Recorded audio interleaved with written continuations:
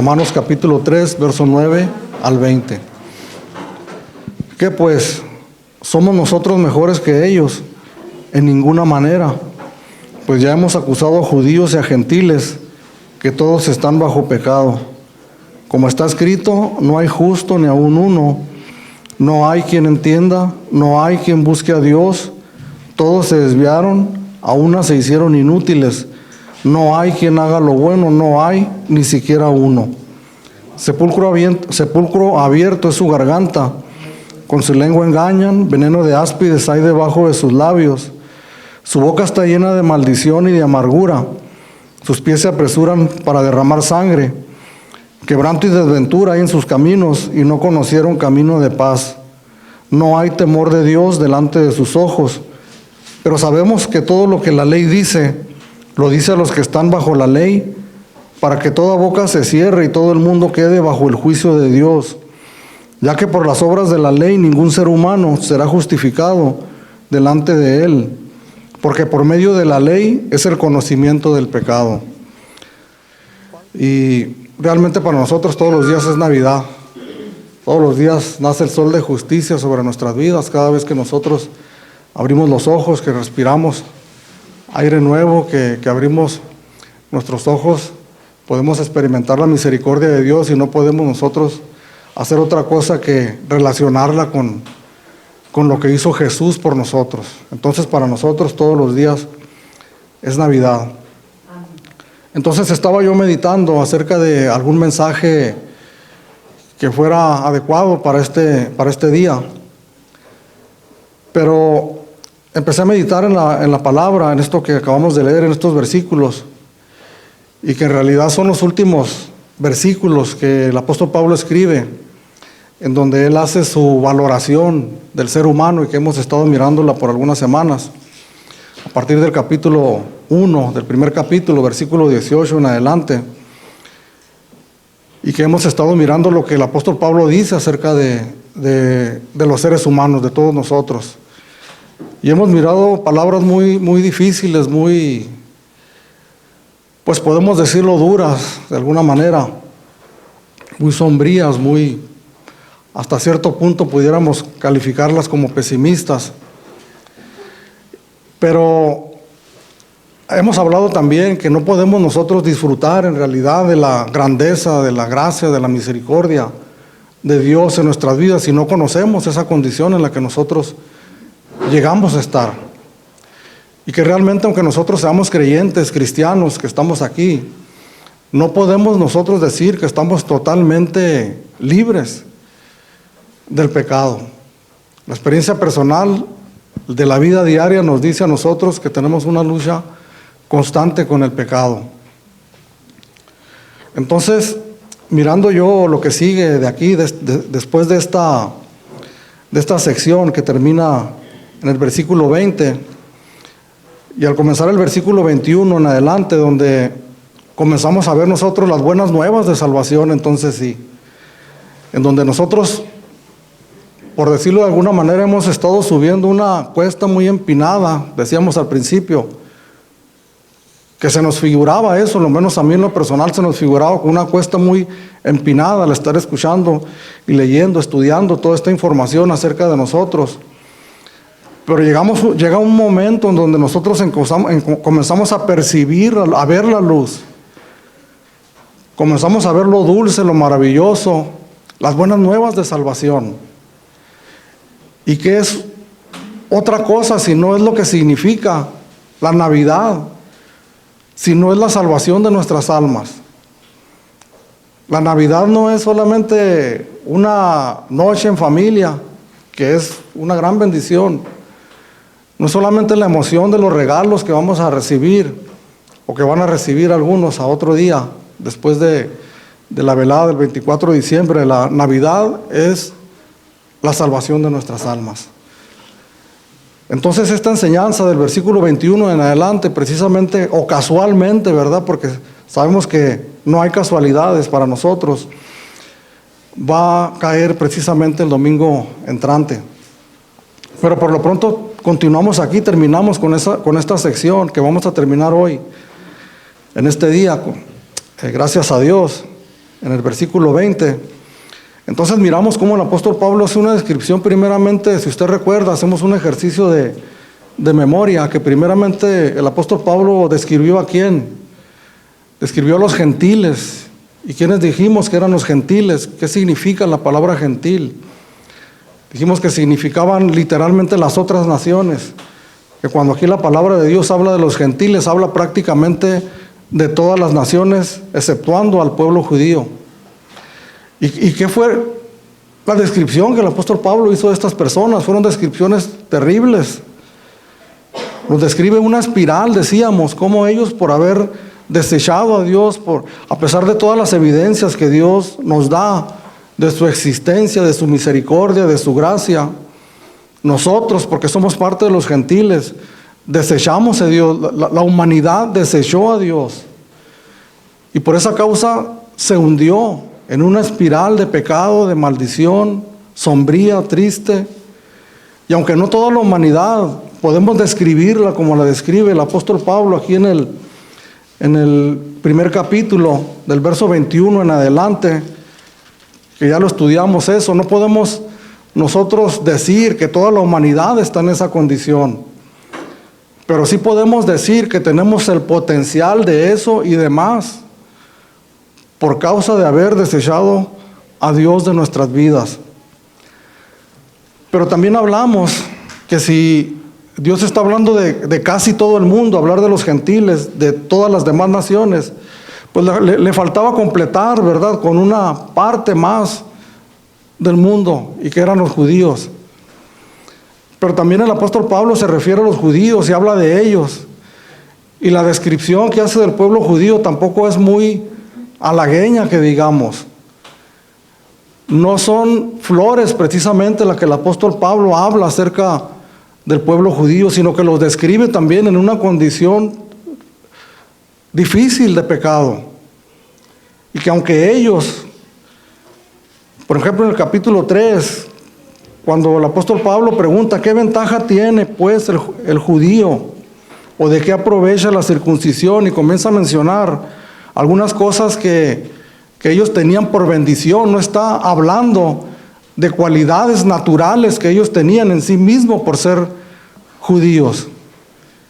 No está hablando de una justicia personal que ellos tenían por el solo hecho de ser judíos, sino que está hablando de bendiciones que Dios les dio por su gracia, por su misericordia, inmerecida hacia el pueblo judío. Pero miramos la descripción que el apóstol Pablo hace de ellos, por ejemplo en el capítulo 2, versículo 1, cuando les dice por lo cual, y que es ahí donde empieza la descripción del pueblo judío, de su condición delante de Dios, y les dice, por lo cual eres inexcusable, oh hombre, quien quiera que seas tú que juzgas, pues en lo que juzgas a otro, te condenas a ti mismo. Hablando de la descripción de los gentiles y de todas las maldiciones que vienen en el Antiguo Testamento, y que ellos para nada se las adjudicaban a sí mismos, sino que volteaban para un lado y decían es para ellos, para los incircuncisos, para los impíos, para los pecadores. Pero el apóstol Pablo les dice, tú que juzgas a otro, te condenas a ti mismo, porque haces las mismas cosas. Entonces el argumento general del apóstol Pablo aquí es que todos están bajo pecado. Todos estamos bajo pecado. Y si después de algunos meses de que hemos estado estudiando este capítulo 1, específicamente desde el 18 versículo hasta donde estamos en este momento, si de todas estas semanas y de todos estos textos algo se nos queda grabado en nuestra mente, en nuestro corazón, para bendición de nosotros, es precisamente esto, que todos nosotros estamos bajo pecado. Y no podemos nosotros dejar de notar también, hermanos, lo que nosotros escuchamos en este tiempo y lo agradable que suena, el que alguien hable bien de nosotros. El que en esta mañana, y como lo hemos mencionado en algunas ocasiones, estuviese un servidor aquí, levantándolos a todos por cualidades personales, que no estaría mal, porque tenemos cualidades personales todos, individuales, porque hemos sido creados a la imagen y semejanza de Dios. Tenemos una dignidad como seres humanos, todos nosotros. Pero que hablando para las cosas eternas, para lo que a Dios concierne, esas cosas no nos sirven para lo más importante de nuestra vida, que es la salvación de nuestras almas. Entonces todo lo que nosotros tenemos que aprender principalmente es que estamos bajo pecado, que somos pecadores, que no hay nadie que se salve de esa valoración que hace el apóstol Pablo aquí en el capítulo 1 de Romanos. Por eso hablamos de un evangelio difícil, como el libro del pastor John MacArthur, difícil de creer, porque es difícil de recibir un diagnóstico de esa manera de nuestra situación y de nuestra condición delante de Dios. Entonces aquí en estos textos que hemos leído, cuando el apóstol Pablo hace esta pregunta, y hemos mirado que el apóstol Pablo hace varias preguntas en su texto, y pregunta el apóstol Pablo, ¿qué pues? ¿Somos nosotros mejores que ellos? Pero aquí lo que nosotros tenemos que pensar también, meditar, porque es importante también que nosotros saquemos una conclusión de lo que el apóstol Pablo está diciendo. Y es de que cuando el apóstol Pablo dice, somos nosotros mejores que ellos, ¿a quién se está refiriendo? Cuando él dice, somos nosotros mejores que ellos, ¿a quién se refiere el apóstol Pablo? Hay una serie de opiniones encontradas, porque hay algunos que dicen que se refiere a los judíos, porque el apóstol Pablo era un hombre judío. Entonces ellos dicen que el apóstol Pablo está diciendo, somos nosotros los judíos mejores que ellos, los gentiles. Pero también hay otros que opinan también y que dicen que se está refiriendo a nosotros los cristianos, los creyentes. Somos nosotros los creyentes, los cristianos, los hijos de Dios, mejores que ellos que todavía no han abrazado la fe, que no han creído en Cristo Jesús como su Señor y como su Salvador. Pero si nosotros leemos el contexto de lo que hemos estado estudiando y lo que hemos ahorita sacado en resumen, y lo que dice el apóstol Pablo aquí en este mismo versículo número 9, donde dice, ya hemos acusado a judíos y a gentiles que todos están bajo condenación. Miramos también que el apóstol Pablo, cuando se refiere a los judíos aquí en este mismo texto, lo que hemos estudiado ya, él nunca se incluye con los judíos. Por ejemplo, el verso 17 dice, he aquí tú tienes el sobrenombre de judío y te apoyas en la ley y te glorías en Dios. El capítulo 3, versículo 1 dice, ¿qué ventaja tiene pues el judío? Entonces el apóstol Pablo no se asume a sí mismo como judío, porque él verdaderamente era judío. Pero él escribe en una de sus cartas y dice que desde el momento que él abrazó la fe, desde ese momento la ciudadanía de él está en los cielos. Entonces yo me inclino a pensar en lo que he leído y las opiniones que he mirado y lo que la palabra de Dios dice, que el apóstol Pablo se refiere a los cristianos. Y que cuando está diciendo él, somos nosotros los creyentes, los cristianos, mejores que ellos. Somos nosotros que hemos abrazado la fe, que nos congregamos, que enseñamos la palabra de Dios, que conocemos el evangelio, y que aunque estamos todavía luchando con el pecado, Dios nos ha sacado de ahí, llevamos una vida hasta cierto punto digna. Entonces eso nos hace mejores que ellos. Pero el apóstol Pablo responde él mismo aquí tajantemente y dice, de ninguna manera, en ninguna manera. El apóstol Pablo se está refiriendo a los creyentes, a los cristianos, a los hijos de Dios, pero como miembros de una raza humana en general, que se compone por judíos, por mexicanos, por rusos, por españoles y por gente de todo tipo. La raza humana que nos enseña aquí este capítulo Y que le repito una vez más, que tenemos que grabarnos en nuestra mente y en nuestro corazón, es una raza caída, en desgracia por causa del pecado. Que viven todavía muchos de ellos en pecado. Y que si nosotros parafraseáramos lo que el apóstol Pablo les escribe a los judíos en el capítulo 3, donde les dice qué ventaja tiene pues el judío, o de qué le aprovecha la circuncisión mucho, y luego ya les empieza a decir las bendiciones que ellos tienen de parte de Dios. Pero parafraseando este versículo 1 del capítulo 3, yo podría preguntar, ¿qué ventaja pues tenemos entonces los cristianos? Entonces, ¿de qué nos sirve ser cristianos si somos igual que todos los demás? Que la raza humana caía, pues mucho. Porque primeramente Dios nos ha hecho libres del pecado, de la condenación del pecado. Porque sí, batallamos con el pecado, fallamos incluso de pensamiento, de hecho, de palabra. Pero Dios ha puesto algo en nuestro corazón que nos lleva continuamente al arrepentimiento. Semanas atrás hablábamos lo que dice el apóstol Pablo aquí, que escribe en el capítulo 2, versículo 4, donde dice: menosprecias las riquezas de Dios, su benignidad, paciencia y longanimidad, ignorando que su benignidad te guía al arrepentimiento, y que se está refiriendo a los judíos. Pero ahora nosotros, como cristianos, como hijos de Dios, a ver las maravillas, las bondades de lo que Dios ha hecho por nosotros cuando nosotros fallamos, cuando nosotros pecamos.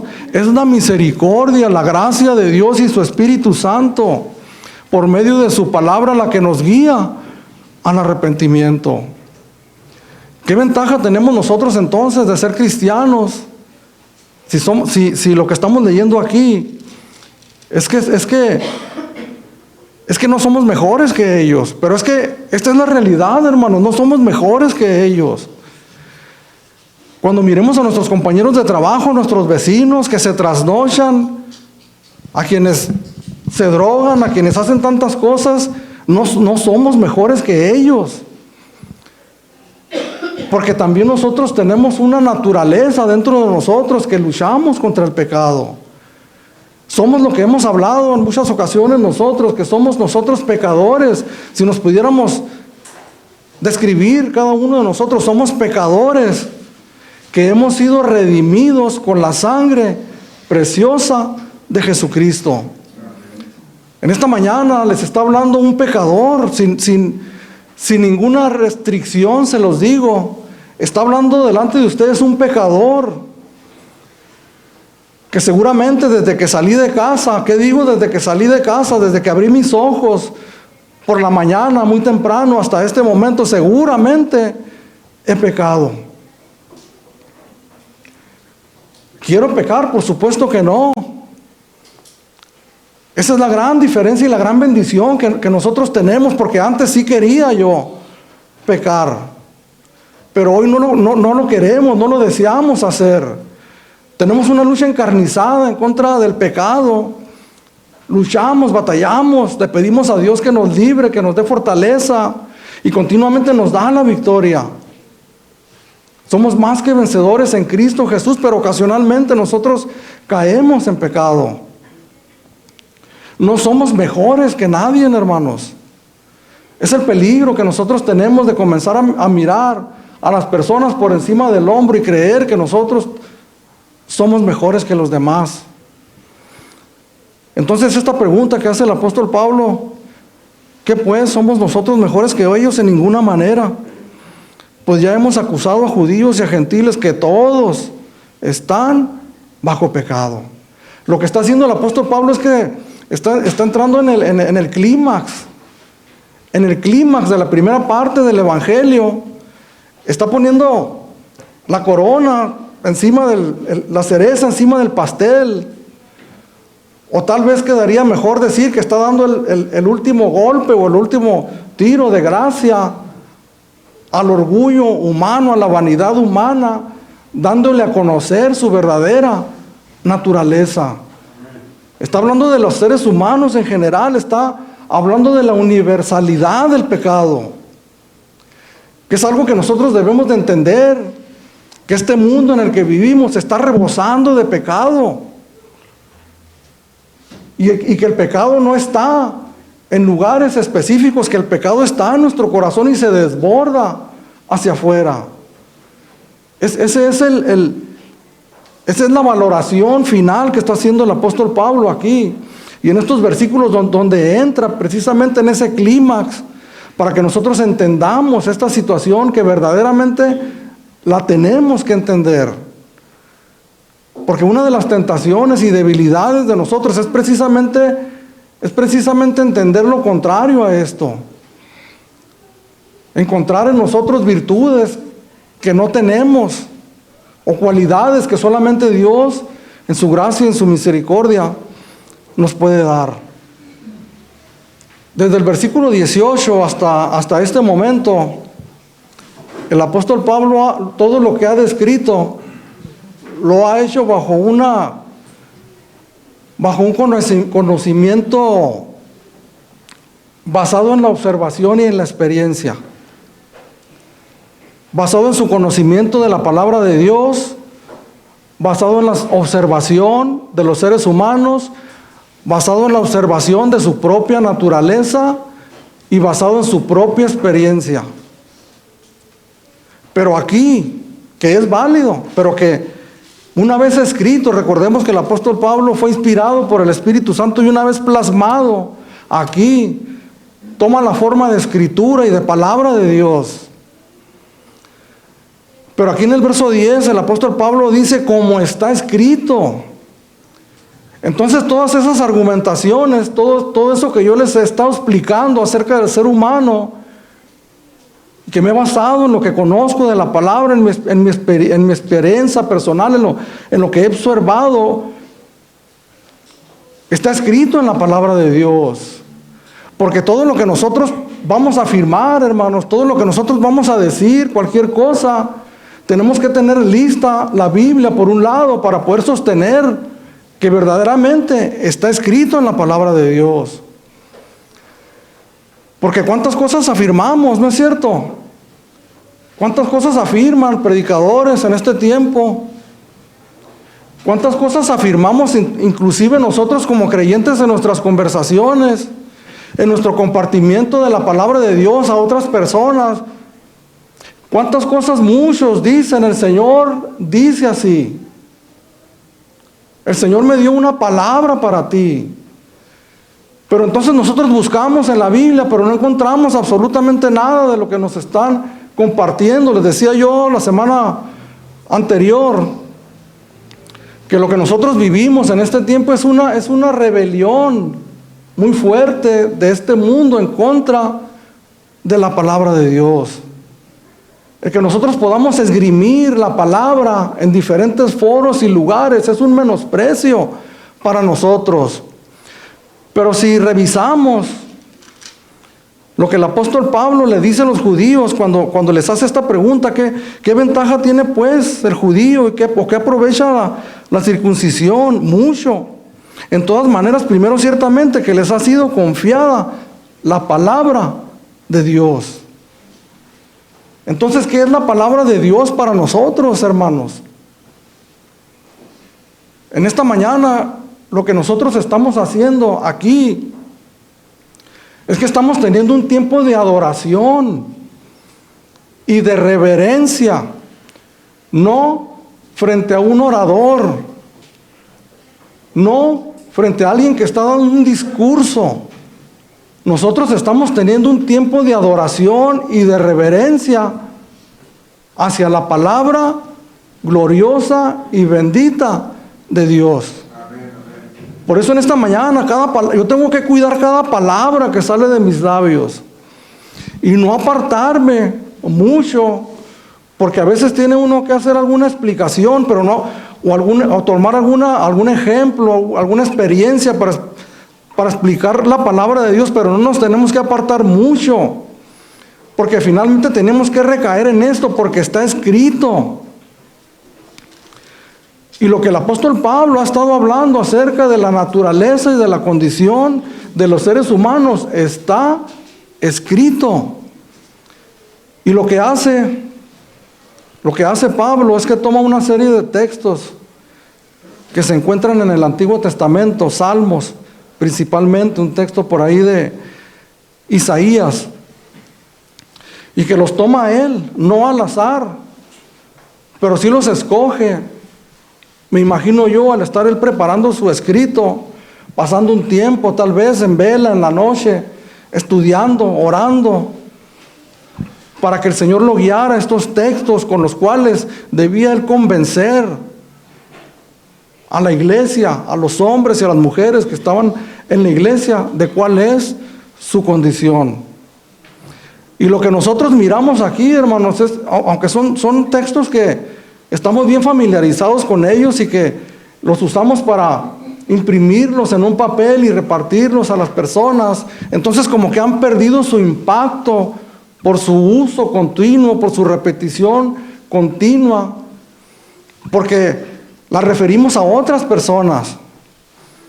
Pero recordemos que aquí estamos hablando hacia nosotros mismos. Y lo que dice el apóstol Pablo, dice, no hay justo ni aún uno. No hay quien entienda, no hay quien busque a Dios.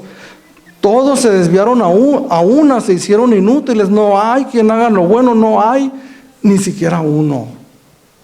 Esta es una palabra sombría, hermanos.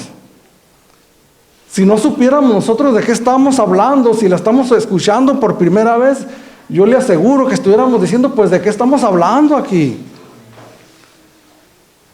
Y de hecho yo puedo ver la seriedad en sus rostros y me da gusto que así sea. Porque es bueno empezarlos, bueno, no, en mi particular manera de pensar, a mí no me gusta, pero hay algunos que gustan de empezar sus sermones con algún chascarrillo, con alguna broma, con algún chiste, para amenizar el tiempo. Para empezar, esa no es mi característica principal. Si les cuento un chiste, lo que voy a hacer llorar. Entonces mejor me abstengo. Pero tomando su lugar, la palabra de Dios toma su lugar de una manera poderosa y seria, como verdaderamente es la palabra de Dios, que causa y debería de causar asombro, que causa y debería de causar, y no creo estar exagerando con esta palabra, espanto y terror, que debería de causar expresiones de nosotros de mismo y decir, ay de mí, como Isaías, que estoy muerto, pues mis ojos han visto a Dios. Como el mismo apóstol Pablo más adelante en el capítulo 7, miserable de mí. Él mismo al estar escribiendo esta palabra, él mismo no puede con lo que la palabra de Dios está haciendo en él mismo y exclama, miserable de mí. ¿Quién me librará de este cuerpo de muerte? Pero la gran bendición es que Dios no nos deja en ese estado, que no nos deja en esa condición. Si en este momento, imagínense por un segundo que yo dijera, bueno, pues hemos terminado, espero que abrace la palabra y se la lleve y la atesore, pues seríamos hombres y mujeres sombríos que anduviéramos por todas partes cabizbajos. Pero las buenas nuevas de salvación que vienen después, por eso el Señor nos habla de esta manera, para luego darnos el bálsamo, la palabra refrescante y viva de las buenas nuevas de salvación. Fíjese lo total, fíjese lo completo, lo universal, el no dejar absolutamente a nadie ni nada afuera, el no dar ningún margen, ningún margen para que alguno de nosotros podamos caber ahí, decir el Señor dejó un resquicio, una hendidura donde yo me puedo escoger. No, porque no hay justo ni aún uno. ¿Qué podemos entender por eso? Si alguien pudiera encontrar alguna traducción o traducirlo de alguna manera donde pudiera dar una explicación, que sí hay algunos, dice esto aquí, pero en realidad sí hay algunos justos. No hay quien entienda, no hay quien busque a Dios. Todos se desviaron a una, se hicieron inútiles. No hay quien haga lo bueno, no hay ni siquiera uno. Si nosotros recordamos nuestra historia, nuestro pasado, y muy probablemente el presente de algunos, y recordamos que no había ninguna intención en nuestros corazones de buscar a Dios. Que por tradición sabíamos que había un Dios, que habíamos crecido en determinada tradición. Entonces esa tradición, ese conocimiento nos llevaba en momentos específicos de nuestra vida, sobre todo de dificultad, pues acudir a Dios y decirle: ayúdame, sácame de esta situación. Pero de buscar a Dios, o de poder presentarme como una persona justa, sin falla, delante de los demás. Porque probablemente sí había algún deseo en alguna ocasión que se asomaba dentro de nosotros y decíamos: creo que me conviene acercarme a Dios. Creo que necesito acercarme a las cosas de Dios, solo para comprobar que nos era completamente imposible. Porque por otro lado está el llamado de la naturaleza pecaminosa al cual nosotros seguimos sin chistar. Que hay algunas cosas en las cuales sí nos abstenemos, pero algunas otras vamos y seguimos hacia ellas. Entonces la misma experiencia del apóstol Pablo, la misma observación de las personas y de él mismo, también nosotros la tenemos en nuestra propia experiencia personal. El apóstol Pablo habla aquí en estos textos, versículos 10 al 12, de la incapacidad del ser humano de buscar a Dios por sí mismo. Si nosotros estamos aquí en esta mañana buscando a Dios, si tienes hambre de Dios, déjame decirte que eso no se debe ni a ti, a una iniciativa personal tuya, ni mía. Se debe a que Dios tuvo misericordia de nosotros. Porque estábamos, y lo que dice la palabra de Dios en otros escritos del apóstol Pablo, en Efesios, que nosotros estábamos muertos en nuestros delitos y pecados. Pero que Dios en su gran misericordia nos dio vida en Cristo Jesús. Si estamos en esta mañana aquí con hambre de Dios, yo tengo hambre de Dios, hermanos. Quiero conocer más a Dios. Yo no me identifico con aquel joven de hace 30 y tantos años que no quería saber nada de Dios. Pero es porque es la intervención de Dios en nuestras vidas. Pero me detengo brevemente para decirte que si no está esa hambre en ti, que si no sientes placer al venir a la congregación, que si no sientes el menor apetito de abrir la Biblia durante la semana, o de doblar las rodillas delante de Dios, quiere decir entonces que tú estás grandemente necesitado de la gracia y de la misericordia de Dios. Que la mala nueva es esta, que no tienes la capacidad para buscar a Dios por ti mismo, pero que la buena nueva es que un día vino Jesús a este mundo y tomando forma humana, y fue a la cruz del Calvario a morir por nuestros pecados, para que nosotros pudiéramos tener vida eterna. Entonces, ¿qué podemos decir nosotros? ¿Qué podemos aconsejar? Pues yo te puedo aconsejar: clama a Dios.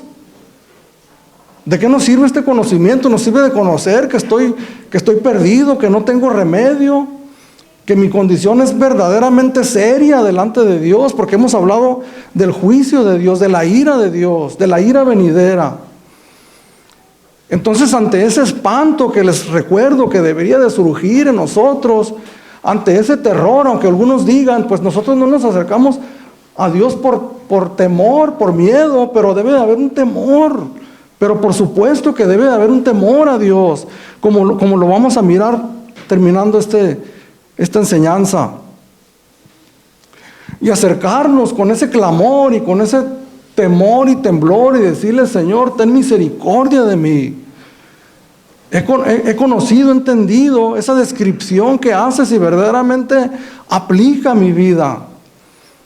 No puedo buscarte, no puedo tomar la iniciativa porque a veces deseo, pero no puedo. Entonces, Señor, ten misericordia de mí, infunde vida en mí para que yo pueda buscarte, pueda buscar tu presencia. Hay algunos comentaristas bíblicos que separan esta descripción que hace el apóstol Pablo en 3 partes. Lo que acabamos de leer ahorita lo mencionan como el carácter del hombre, del ser humano, un carácter completamente opuesto a Dios, que no desea a Dios, que no quiere saber nada de Dios. Luego menciona la cuestión de las palabras de los hombres que evidencian que nosotros estamos completamente perdidos. ¿Qué dijo el Señor Jesucristo? De la abundancia del corazón habla la boca. ¿Cuáles son nuestras conversaciones? ¿De qué hablamos? ¿De qué platicamos? ¿Qué pensamos incluso cuando estamos nosotros solos en casa? ¿Cuáles son esas palabras que salen por nuestros labios? Y es curioso y es interesante ver, observar lo que está sucediendo en nuestro tiempo. Porque esta cuestión de las groserías o de las malas palabras es algo que se está completamente normalizando. Hablábamos semanas atrás. Encendemos algunos programas de televisión que antes, olvídese, era un escándalo si a alguien se le salía una grosería. Hoy es parte de las muletillas que usan las personas, hablar de ciertas palabras que esos son groseras. Y que el Señor dice en su palabra por medio del apóstol Pablo que se aparte de nosotros toda palabra corrompida. Y es lo que dice aquí en el versículo 13, fíjese la descripción que hace: sepulcro abierto es su garganta, con su lengua engañan, veneno de áspides hay debajo de sus labios, su boca está llena de maldición y de amargura. ¿De qué hablamos, hermanos? ¿Cuáles son las palabras que salen de nuestros labios cuando nosotros estamos platicando con alguna persona? ¿De qué hablamos cuando nos referimos a terceras personas? Y yo creo firmemente que no hay ninguno de nosotros que escape a esa condición. Por eso el apóstol Pablo, al principio, en el versículo 9, cuando pregunta, ¿somos nosotros mejores que ellos? Entonces, antes de responder, deberíamos de hacer una pausa y pensar y acordarnos. Y si somos honestos y nos acordamos, decimos, no, pues, de ninguna manera. Santiago, en capítulo 3, versículo 2, dice, todos nosotros ofendemos muchas veces. Si alguno no ofende de palabra, este es varón perfecto, capaz también de refrenar todo el cuerpo. Déjeme decirle que yo no soy este varón perfecto, capaz de refrenar todo el cuerpo. Y eso nos habla precisamente de la condición en la que nosotros estamos, pero nos habla a nosotros como creyentes que la bendición que tenemos, que hemos entrado en un proceso de santificación, de reversión de las consecuencias del pecado en nuestras vidas. Que identificamos, un servidor identifica cuando estoy hablando con otras personas de alguien y que sé que estoy hablando mal, que no estoy haciendo bien, inmediatamente lo reconozco en mi corazón. Pero nos habla a nosotros de esa condición que la palabra de Dios, como está escrito, que dice el apóstol Pablo, que somos nosotros. En el verso 15 al 17 nos habla de las acciones de los seres humanos. Sus pies se apresuran para derramar sangre, quebranto y desventura hay en sus caminos, no conocieron camino de paz. El apóstol Pablo saca una conclusión de todo esto. ¿Por qué el ser humano llega a caer en determinada situación tan bajo? ¿Por qué la condición de los seres humanos llega a un punto donde podemos nosotros describirla como la está describiendo el apóstol Pablo? Hay una gran verdad que viene en el versículo 18 donde dice, no hay temor de Dios delante de sus ojos. Yo le hablaba hace unos momentos, ¿es correcto tener temor de Dios? Ninguno de nuestros padres han sido perfectos, pero la mayoría de nosotros hemos tenido un temor reverente porque sabemos lo que implica. Es mi padre, es mi papá. De alguna manera nosotros teníamos la información dentro de nosotros que él tenía la responsabilidad de guiarnos, de educarnos y tenía el derecho de corregirnos. ¿Cómo no hemos de tener temor de Dios? Una de las grandes tragedias, hermanos, de la iglesia cristiana es que no enseñamos quién es Dios. Hablar de la ira de Dios, de la severidad de Dios, no es hablar de algo pasado de moda, de algo que no necesita saber la gente en este tiempo. Necesitan saber que Dios es fuego consumidor. Qué horrible cosa es caer en las manos de un Dios vivo. Que si muero en mis delitos y en mis pecados, seguramente me va a ir peor que como me fuera a ir con mi Padre terrenal al estar un día en su presencia. Sí, debe de haber espanto, debe de haber temor en nosotros. Pero ¿por qué caemos en esa situación, en esa condición? Porque no hay temor de Dios. Porque enseñamos a un Dios bonachón, perdóname la expresión. Perdónenme la expresión, lo voy a decir, a un Dios con D minúscula, que no es del que estamos hablando aquí. Perdónenme la irreverencia, no quiero ni siquiera pensar en eso, pero nos estamos refiriendo a otro Dios que se han inventado. Perdónenme, un Dios tonto. Un Dios al cual podemos nosotros engañar y hacer lo que actúe a nuestro favor como nosotros querramos. No. Tenemos a un Dios severo,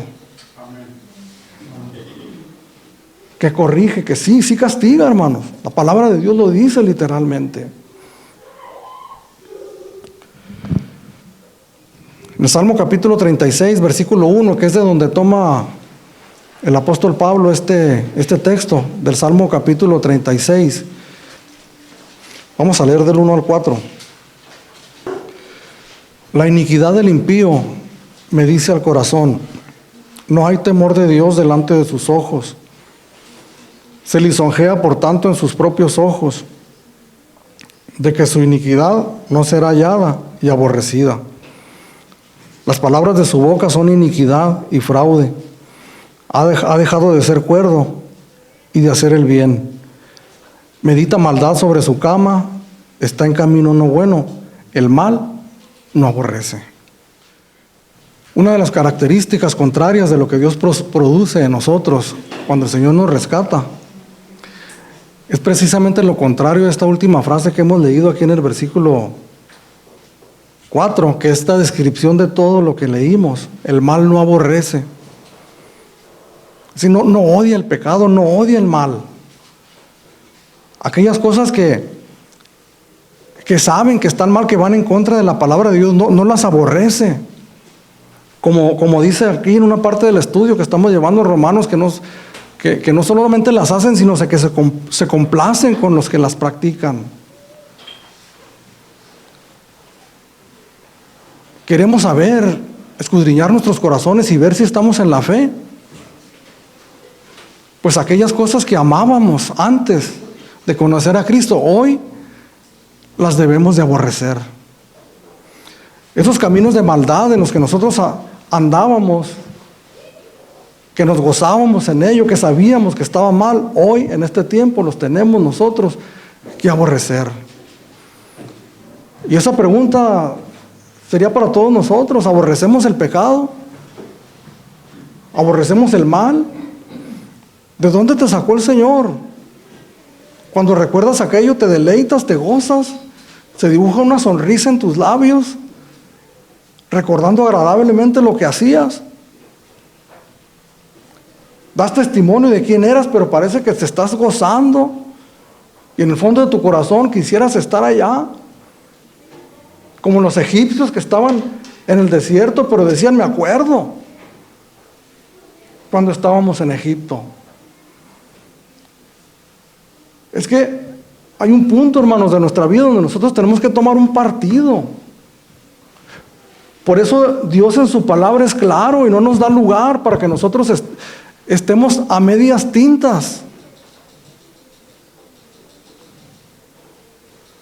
Utiliza mucho la palabra Dios y el Señor Jesucristo en sus enseñanzas, la palabra aborrecer. Inclusive habla de cosas que no son en sí mismas pecaminosas. El que no aborrece a padre, madre, hermano, hijos, hijas, tierras, por causa de mí, no es digno de ser mi discípulo. El que no junta conmigo, desparrama. El que no es conmigo, es contra mí. Esto así es, hermanos. Coloquialmente nosotros decimos o somos o no somos. No hay temor de Dios delante de sus ojos. Es el diagnóstico del apóstol Pablo. En el Salmo capítulo 14, versículo 1, el salmista escribió, dice el necio en su corazón, no hay Dios. Hay una teoría muy interesante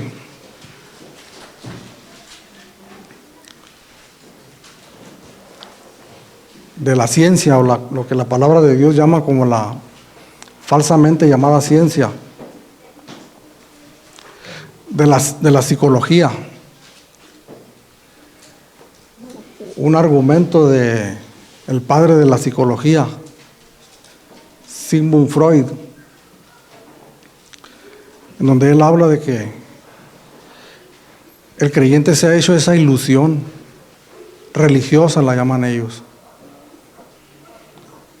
que por causa de tantas aflicciones, tantas situaciones difíciles en la vida, de la culpabilidad que sentimos por ciertas cosas que nos enseñaron que estaban mal, del temor a lo desconocido, a la muerte, al más allá, que no sabemos qué hay. Bueno, pues entonces vamos a inventarnos que hay algo, que hay un Dios, que hay un cielo, para poder estar felices y contentos. Pues ya nos inventamos nuestra religión, nuestro Dios, entonces ya estamos felices. Ese es el argumento que dicen ellos que nosotros como creyentes tenemos. Pero lo que no saben es que en el corazón de un genuino creyente hay una profunda convicción, que hay un conocimiento personal de Dios y de su Hijo Jesucristo. Por eso esto no es únicamente conocimiento, hermano. Es experiencia personal con Cristo Jesús. Es el poder experimentar la bondad y la misericordia, pero también la severidad de Dios en nuestras vidas, cuando nos corrige y cuando nos disciplina. Pero nosotros pudiéramos decir al contrario, pues ellos se han inventado que Dios no existe, para no sentir la culpa. Entonces yo digo, no hay Dios, no hay pecado, no hay culpabilidad, no hay infierno, entonces puedo seguir viviendo mi vida sin culpa alguna. Pero en lo más profundo del corazón, todos nosotros sabemos que hay un Dios y que tarde o temprano nos vamos a ver con Él cara a cara. Proverbio capítulo 1, versículo 7. El principio de la sabiduría es el temor de Jehová. ¿Qué es lo primero que les tenemos que enseñar a nuestros hijos? A que digan buenos días, a que digan gracias, por favor. Es una buena enseñanza. A que respeten a sus mayores es una buenísima enseñanza. ¿Qué les tenemos que enseñar a nuestros hijos por principio de cuentas? ¿Qué sería lo que nosotros deberíamos escoger? Pues deberíamos escoger qué nos dice la palabra de Dios, qué está escrito que nosotros tenemos que enseñar a toda persona. Y tenemos que enseñar que el principio, el inicio de la sabiduría es el temor a Jehová. El temor reverente, respetuoso de Dios, de fallarle, de hacer lo malo delante de Él. Nosotros como creyentes, como cristianos, ¿qué es lo que nos detiene, hermanos? ¿Qué es lo que te detiene a ti a fallar, a pecar? Que eres una persona muy justa, que estás tan impoluto, limpio, resplandeciente, que no quieres ensuciar tus vestiduras. ¿O es el temor de Dios que ha puesto en ti, en tu corazón, el Espíritu Santo, esa convicción de fallarle terriblemente a Dios? Tengo temor, hermanos, de fallarle a mi esposa, tengo temor de fallarle a mis hijos. Y he pensado yo en algunas ocasiones, qué terrible, ¿no? Sería para ellos decir, pues, falló. Pero ¿saben una cosa? Tengo más temor de fallarle a Dios.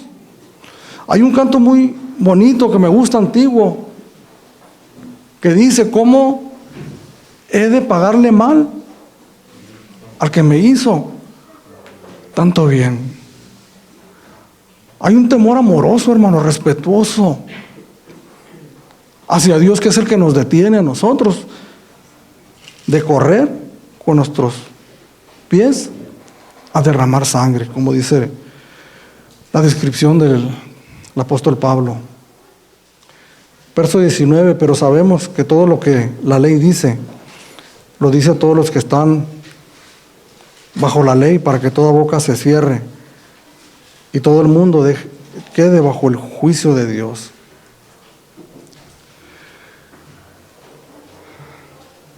Nosotros procuramos ser respetuosos, hermanos. He escuchado muchos predicadores irrespetuosos que le faltan el respeto a la congregación, usando palabras personales, hirientes, que no vienen ni al caso y que no están en la palabra de Dios. Pero cuando se trata de la palabra de Dios, cuando se trata de las palabras de Dios hacia nosotros, el Señor en su amor y su misericordia no anda buscando palabras que no nos lastimen o que no nos hieran. Y es lo que leemos aquí en este verso 19: pero sabemos que todo lo que la ley dice, haciendo una pequeña aclaración, cuando el escritor usa la palabra la ley, no se está refiriendo aquí únicamente a los 5 libros primeros del Pentateuco o a la Torá, sino que se está refiriendo a todo el Antiguo Testamento. Esa palabra se usaba también el Señor Jesucristo la usó para referirse a todo el Antiguo Testamento, y a eso se está refiriendo. Sabemos que todo lo que la ley, que todo lo que la palabra de Dios lo dice a los que están bajo la ley. No únicamente los judíos que conocían la ley, porque la palabra de Dios es para todos nosotros. Todos nosotros que estamos bajo la ley y tenemos la responsabilidad, creyentes o no creyentes, de cumplirla. Dice: sabemos que todo lo que la ley dice, lo dice a los que están bajo la ley, para que toda boca se cierre y todo el mundo quede bajo el juicio de Dios. Es que no hay ningún argumento que quede para nosotros, hermanos. Si nosotros abrimos nuestro corazón y nuestro entendimiento a lo que la palabra de Dios nos está diciendo, entonces nos deja desarmados, sin argumento. ¿Qué puedo yo decir a esto? Lo que tengo que hacer es cerrar mis labios, cerrar mi boca y decir, no, pues ¿qué puedo yo decir? Sino ten misericordia de mí. Y todo el mundo cierra, el apóstol Pablo cierra con estas palabras, afirmando lo que empezó diciendo, que todo el mundo está bajo el juicio de Dios. Este tiempo, hermanos, ¿qué está haciendo el mundo? Hace como un mes, que son unas filononas para cruzar al otro lado. Se mete en una tienda y la gente va y viene por sus regalos. El afán de las fiestas, las posadas, las visitas, las reuniones familiares, el contentamiento, pero no sabemos que todo el mundo está bajo el juicio de Dios. Que la espada del juicio de Dios pende sobre todo ser humano. Y que esta palabra es una palabra así, hermanos, dura, difícil, pero es lo que dice la palabra de Dios, y que nos lleva a ese punto álgido del mensaje, de la descripción del ser humano. Sí, hermanos, Las ciencias, la psicología, o las que hablan del ser humano, por qué reacciona así el hombre, nos pueden ayudar de cierta manera, pero no hay como el escrutinio de la palabra de Dios para decirnos a nosotros quiénes somos. Punto número 1 del Evangelio: todos somos pecadores. Estamos destituidos de la gloria de Dios.